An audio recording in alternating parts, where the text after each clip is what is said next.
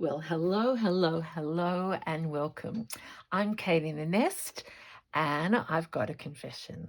I am late starting volume 8 of Roxy's Journal of Stitchery because I have been thinking and thinking a lot, but I also wanted to wait a little bit. I'm not a patient person, but I felt so excited about this whole project because it is so me. And I think Juju tried to give me that hint um, at some stage that I would like it. So it seems that many of us are working on a large piece like a comforter or a quilt or a table runner. And the prompts we've had so far, Um, I'm going to say I didn't spend 2 weeks on my background, but I can talk to you about that now. And the first two prompts have been a favourite doily and something thrifted. Well, my whole project is, I think, thrifted. So for me, that's what I love. And in all my work, if you've been following me for a while, I love um, vintage textiles and fabrics, but also the interplay of new and old. I am very colourful.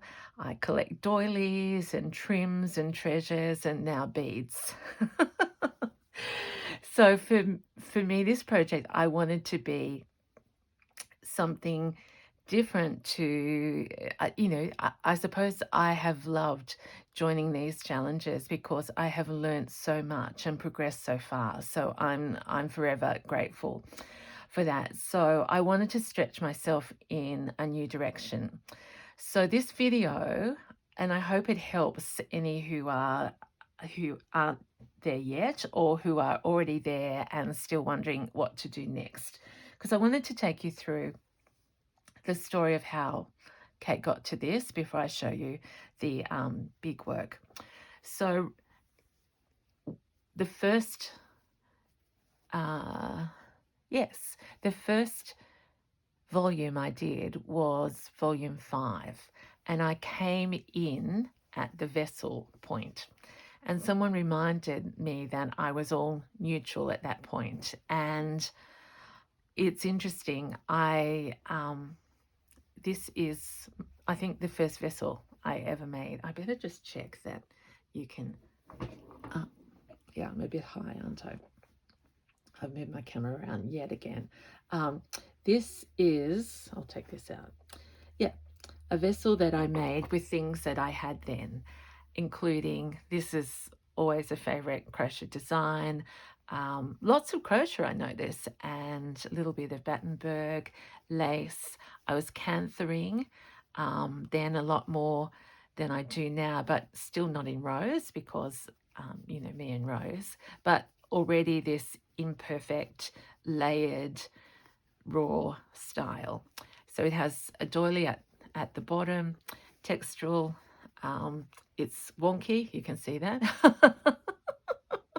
I never even realized that side was so much smaller, but I put things in it. So I did that one. And then later in the series, because I couldn't stop making vessels and nests, because I realized that there was a strong correlation with my love of that concept of the nest.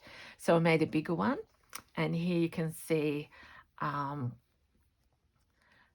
evolution of my style, because this is after I'd traveled. I know that I got these bits. You're probably sick of hearing about them, but I think what I'm trying to say is you can buy a bit thrifted and it just lasts and lasts and can be a signature of all your work for all time. So this one's, I suppose a little bit more frayy and edgy than this one, but it's still me. And I adore that at the time I had a favourite doily and it had these yellow, my nail's dirty, sorry. I've been cleaning up and outside, goodness. So I'll you keep thinking and I'll keep talking and I'll just see if I can quickly get some of that outside work away. Okay. Favorite doily of the time was pineapple, and also the influence of Juju sitting beside me at the Green Door Studios was her love of mustard, and indeed I called that Juju mustard. So I've got those, and most recently I have been working on, I've just buried it, even this week I was sharing how much I love this piece sent to me by Michelle, who has since told me that she does this with all her edgings of her doilies. And I showed that the other day because that in itself was just so inspiring and reminded me of how much I love edgings. Okay, stay with me. So then that led to the piece. Oh my gosh. Here. So away go the nests, and I'm working on this piece at the moment. Hang on, I've picked up a stray doily. Back to the beiges, and I know that I oscillate, but as I've shared before, I actually enjoy, I can be wild in the garden for weeks at a time, and then my soul loves to go back to the true vintage. So this piece is a flat work that I'll use for tags or little bits, or it may remain whole. But I realize myself that I love these colors and these textures, unfinished embroidery, etc., and a bit of word. So, da-da-da-da, I'm going to show you what I'm using for volume 8. And it's under here. Now, you might need sunglasses because it's pretty white. But it's got beige all over, and I'll come back to those things. So what I have, oh, there's some pink wool.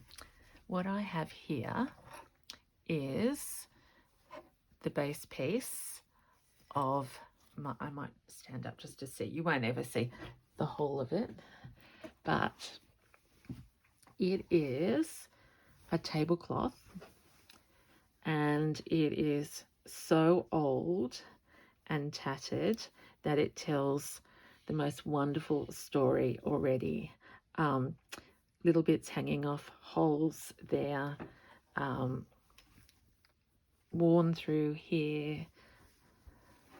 Yep, well loved and treasured. Yep, holes. And I did find when I was stitching it, because you know how when we thrift and we pick things up, sometimes we forget where we got them. And I had forgotten, but then I found this. Then I got this from Zoe at the Green Door last year for $15, and it's big. So I thought, how fitting is that? Now there's a stain there. Now, you know also that I'm an embroiderer. Not an embroiderer. I'm trying to be one of those, but a crocheter. So I have in the past done this type of crochet. These are roses all the way over. So I'm going to try something very different.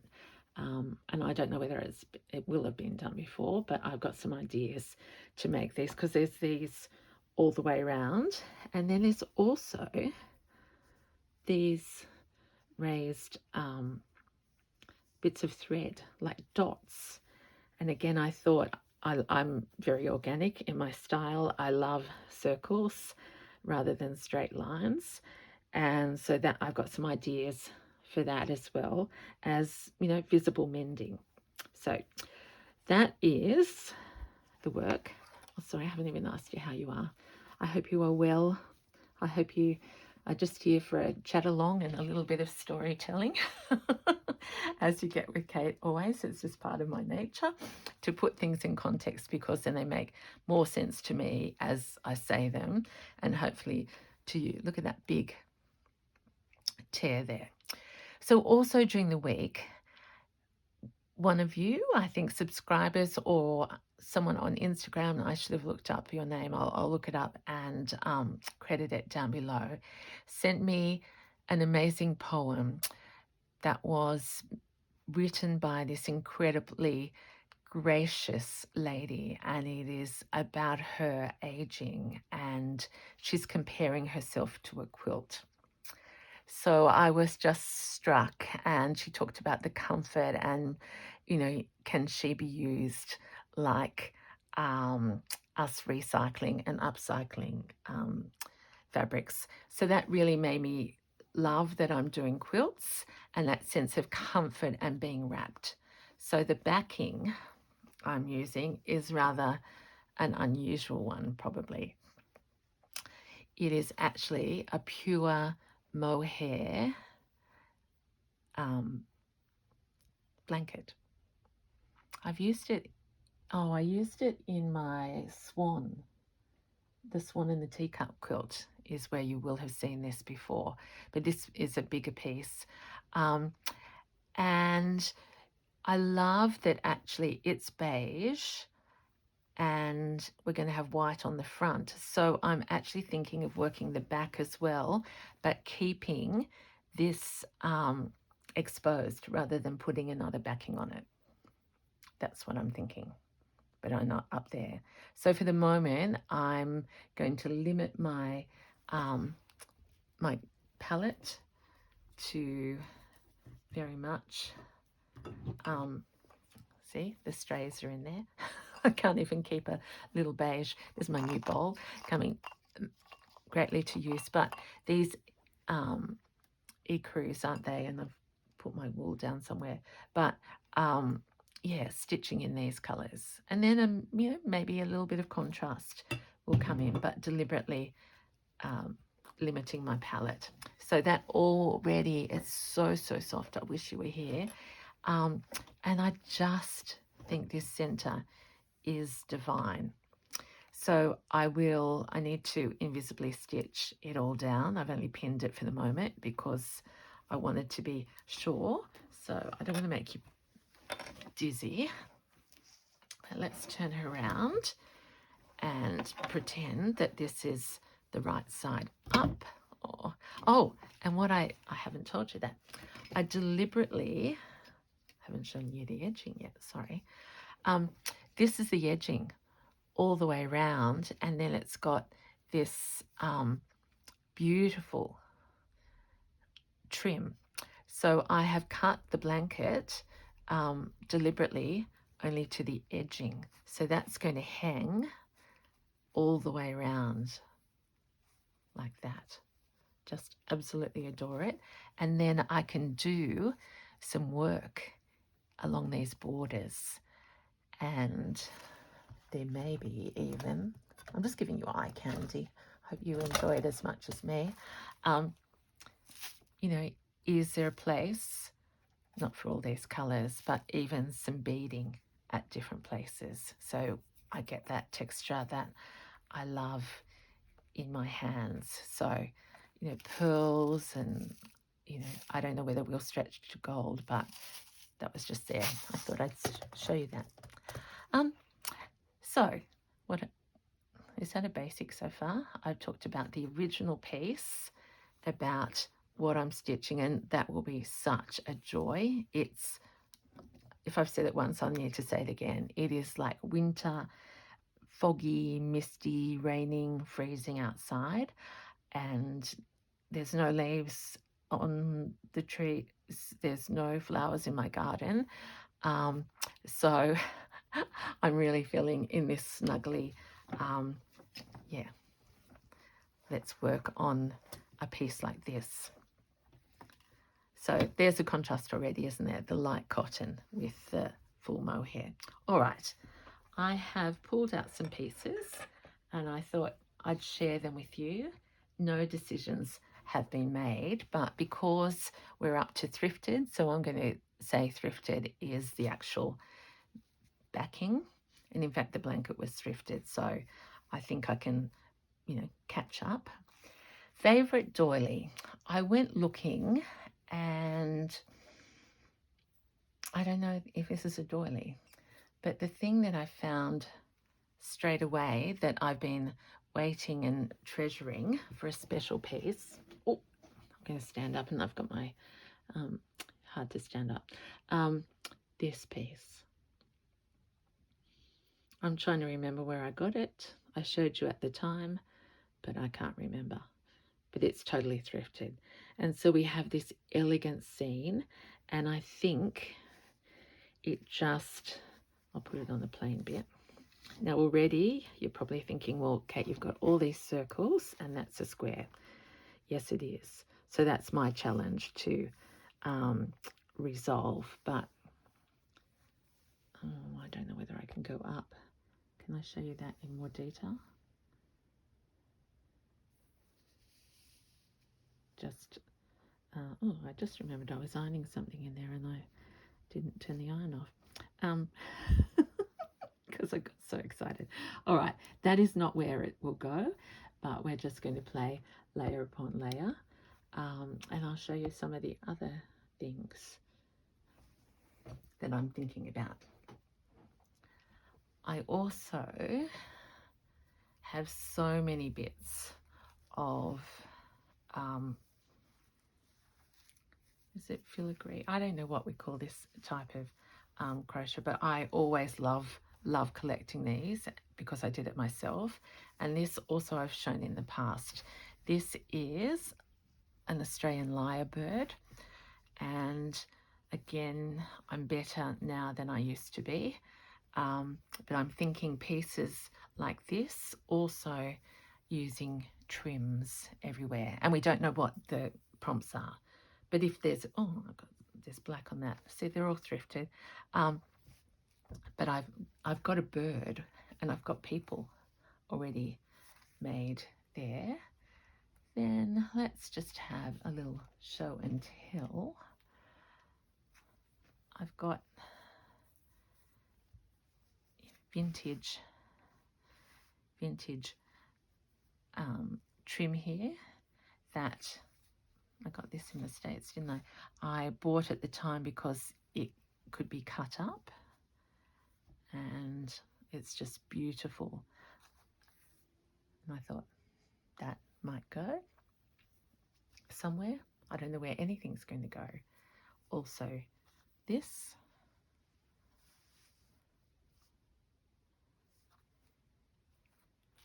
And so many things. I honestly, I've got so many. And the beautiful thing about using, look at this, as a colour scheme is I can use white and beige, and I've got so many of them.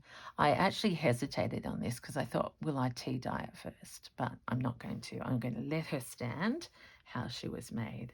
But these sorts of doilies, and this one's probably too big, but you can get all sorts of amazing effects. You know, one of these roses may end up getting a new rose here, and I don't know. That's just the creative in me coming out right now. I'm just dreaming dreams. I also, well, I've got that. I've got this fabric that I got from, I think this is Mary. You know, my work often has, you know, collage and texture, and even that colour scheme would go beautifully. Is it looking a little dusky pink? But it's not. I have lots of trims, and here, you know, as I say, trims, trinkets, treasures and thrifts is always in my head, as well as flower to flower. And that, you know, even, let's see, widthwise, even that at some point around, not the whole thing, but would just provide, you know, little fingers when they're in rugs, play. Luckily my little fingers have grown up, so I can probably say that this will stay clean, or yeah, and will be draped rather than, well, I won't even make that promise. Who knows? Okay, what else have I got here? I haven't shown you much of my collection. So I also, this is a random. Would this have been thrown over afternoon tea or something? Because it's tulle. It looks like a wedding vow, but I'm sure it isn't. But it's got all these beautiful crocheted ladies like my grandmother used to make. I've got her set of blue ones. But also, I'm thinking there'll be a story told in this, and it's already about people if I use that favourite doily that I've buried already. I need to get better organised. Oh, here she is. Like,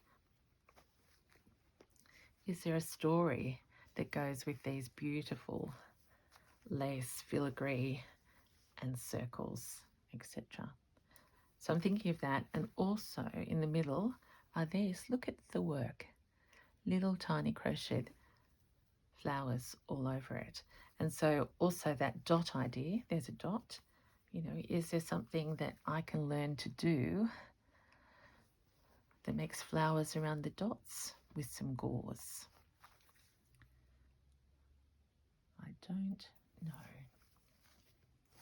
Have I shown you everything I've pulled so far? I thought I had one more thing. Aha. Yes. So I've been a collector of collars. I just love the idea. I think I used to have detachable collars that my mum put on me. I've actually worn this one.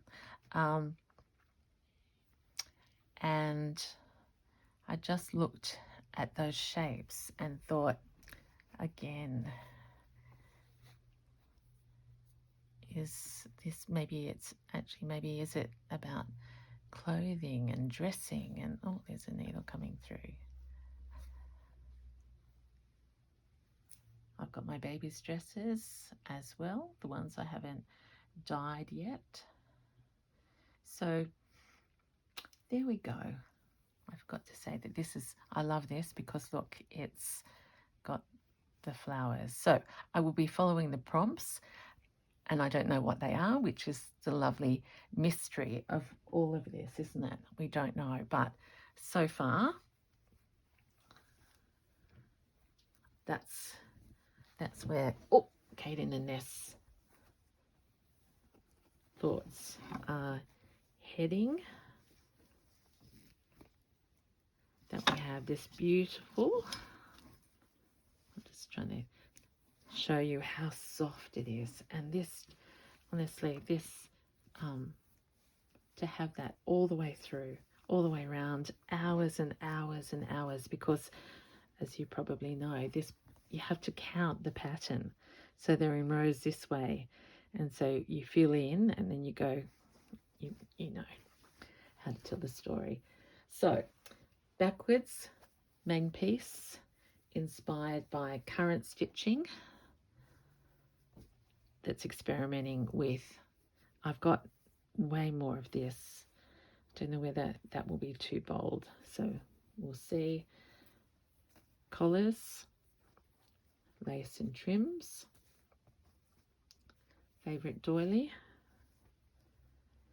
and most of all I've got nests ready to store my little bits and treasures in. I've got a baby one and a middle-sized one. Oh, I love that flower. I wish I had more of those, but this is the other thing I could, in fact that's a good prompt, isn't it, that I could get applique. I think that's what I'm going to do. I've got so many motif crochet things. I had a pink one a minute ago, but I haven't got it now. You know what I mean. So let's pack this all up. no stitching of it today. I do have a lot of other stitchy ones, but I'll be regular now because I know where I'm going, and that's really important when you sort of, yeah, I'm a big picture and I had to wait. So thank you so much for watching, and I hope you're enjoying whatever you're making at the moment. Until next time, this is Kate in the Nest. Bye.